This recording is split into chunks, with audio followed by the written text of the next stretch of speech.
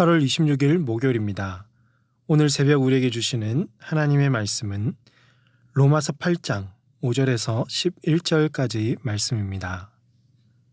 육신을 따르는 자는 육신의 일을, 영을 따르는 자는 영의 일을 생각하나니 육신의 생각은 사망이요 영의 생각은 생명과 평안이니라.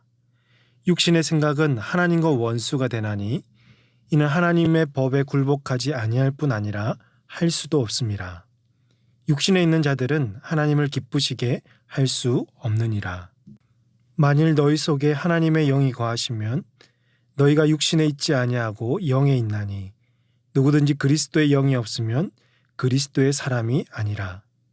또 그리스도께서 너희 안에 계시면 몸은 죄로 말미암아 죽은 것이나 영은 의로 말미암아 살아있는 것이니라. 예수를 죽은 자 가운데서 살리신 이의 영이 너희 안에 거하시면 그리스도 예수를 죽은 자 가운데에서 살리신 이가 너희 안에 거하시는 그의 영으로 말미암아 너희 죽을 몸도 살리시리라. 아멘. 세상에는 두 종류의 사람이 있습니다. 한 종류는 세상이나 세상의 법을 따라 사는 세상 사람이고, 또 한 종류는 성령의 법을 따라 살아가는 성령의 사람입니다. 쉽게 말하면 불신자와 신자를 가리킵니다. 오늘 말씀 속에서도 드러나듯이 불신자와 신자는 이 생각부터 차이가 나고 부딪힐 수밖에 없는 삶을 살아가고 있습니다. 여기서 무엇을 따른다는 것은요, 그 사람이 어디에 속해 있는지를 드러내는 것인데요. 육신을 따르는 자는 육신에 속해 있고 곧 세상에 속해 있고, 성령을 따르는 자는 성령에 속해 있습니다. 그런데 문제는요, 성령의 사람들이 현재 살고 있는 곳이 세상이니까 때론 내가 세상에 속해 있는 줄로 착각하고 육신의 생각을 따르고 세상 법과 갈등하며 이 혼돈 속에서 살아가고 있다는 것입니다.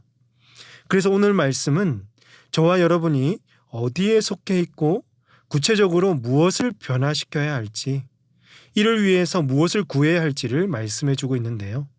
오늘 말씀을 통해서 성령의 사람으로 더욱 새로워지는 은혜가 넘치시기를 주님의 이름으로 축복합니다. 무엇보다 바울은 이 두 종류의 사람의 생각의 차이를 말씀하고 있습니다. 5절에 보니까 육신을 따르는 자는 육신의 일을 생각합니다.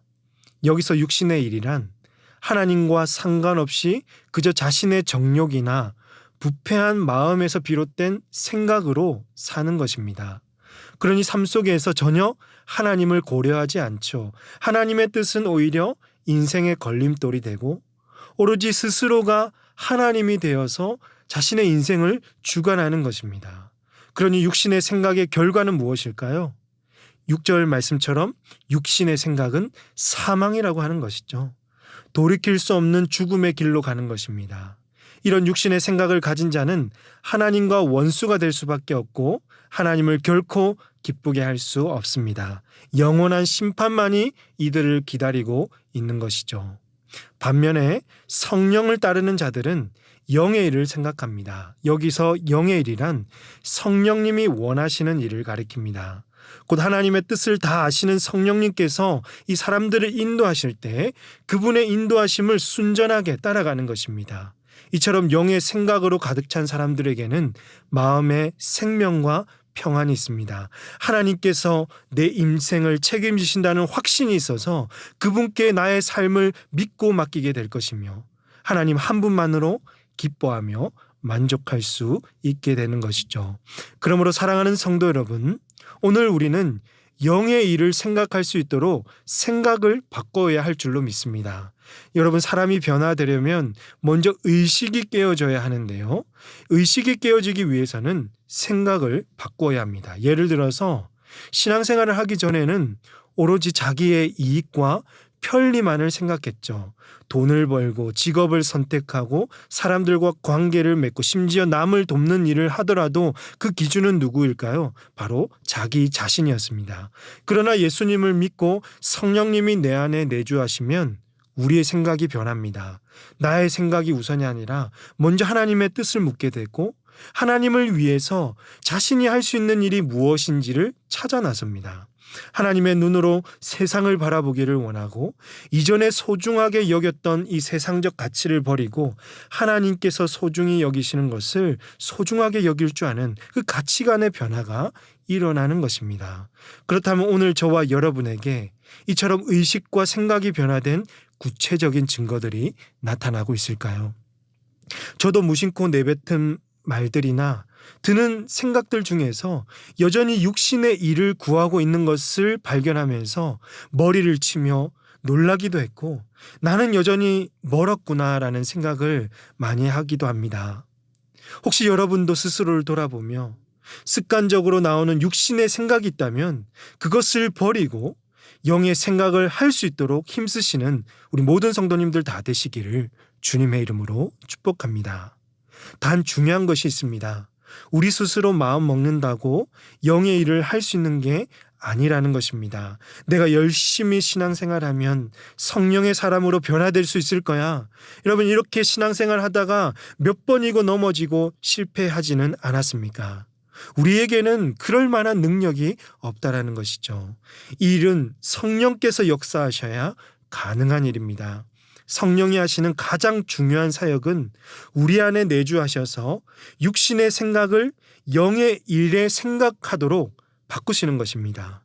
그러므로 오늘 우리가 구해야 하는 것은 지금까지 우리의 신앙을 방해하는 문제들을 발견해서 그것과 힘써 싸워서 이기게 해달라는 간구가 아니라요, 오히려 모든 문제를 성령님께 맡기고 우리 안에서 역사하시는 그 성령의 임재를 경험하고 성령 충만케 해달라고 간구해야 하는 것입니다.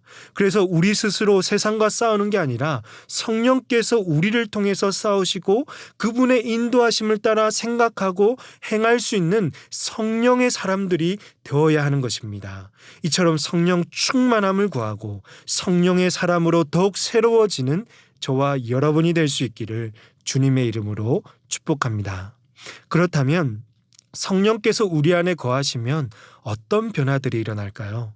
9절 말씀해 보시면, 만일 너희 속에 하나님의 영이 거하시면 너희가 육신에 있지 아니하고 영에 있나니 누구든지 그리스도의 영이 없으면 그리스도의 사람이 아니라. 성령이 우리 안에 거하시면 더 이상 우리는 육신에 속하지 않고 영에 속한 그리스도의 사람이 됩니다. 10절 말씀에서 또 그리스도께서 너희 안에 계시면 몸은 죄로 말미암아 죽은 것이나 영은 의로 말미암아 살아있는 것이니라고 했는데요. 우리의 몸은 죄로 인해서 죽었지만 우리의 영은 그리스도의 의로 말미암아 다시 살아나게 되었습니다.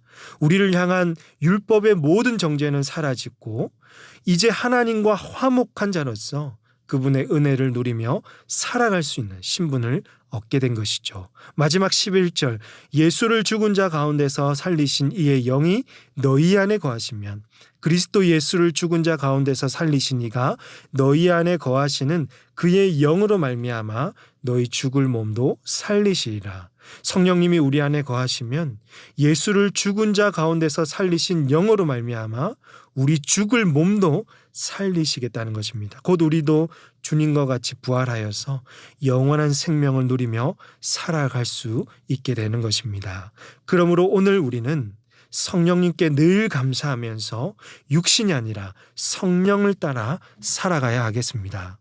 우리의 몸을 살리시는 그날까지 성령을 따라 살아갈 때 이 땅에서 풍성한 열매를 맺으며 하나님을 기쁘시게 하는 삶을 살아갈 수 있을 것입니다. 성령께서 이런 삶을 이끌어 가시도록 여러분의 모든 생각과 문제들을 전부 맡기시고 성령께서 일하시는 것을 우리의 삶의 현장에서 생생하게 체험하는 저와 여러분이 되시기를 주님의 이름으로 축복합니다. 기도하시겠습니다. 하나님 아버지, 새벽을 깨워 말씀 듣고 기도하게 하시니 감사합니다. 여전히 우리 안에 있는 육신의 생각을 내려놓고 영의 일을 생각하며 성령을 따라 살아가는 우리 모든 성도들 다 되게 하여 주시옵소서. 성령님께서 우리 삶을 이끌어 가시도록 모든 일과 삶의 문제들을 다 내어 맡기고 날마다 성령 충만함을 강구하게 하여 주옵소서.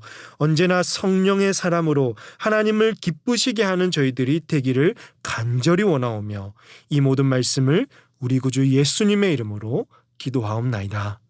아멘. 오늘 말씀을 기억하시며 기도하시고 주간 기도 제목으로 교육과 훈련을 위해서 기도하겠습니다.